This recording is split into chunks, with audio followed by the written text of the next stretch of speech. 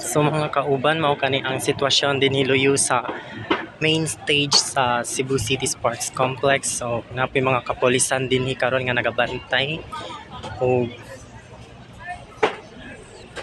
paingon ta karon sa exit ug atong sutaon ang kahimtang dito sa entrance sa Cebu City Sports Complex sa pagpasulod sa mga katawhan dinhi sa maong pasilidad para motan-aw sa Cebu, sinulog sa kabataan sa lalawigan 2024.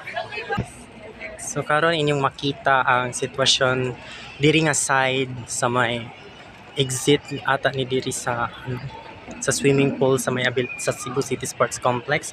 So mo kana ang kasamtangang sitwasyon sa atong mga spectators area kung asa ang mga mananaway manglingkod or mahimutang og mao kad na ang stage dira dapit.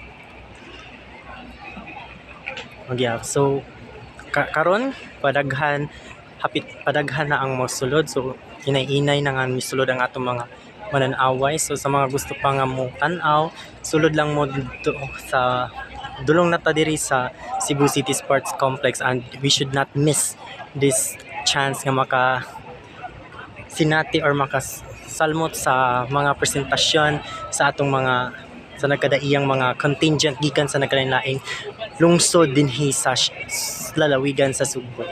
So din ako mga kapulisan dinhi no. Og naa po portable toilets diri nga side sa left side no sa atong complex. Og nasulod ang atong mga Army AFP personnel dinhi sa venue para to add security and safety here sa mga tanan nga motambong dinhi sa sulod sa Cebu City Sports Complex.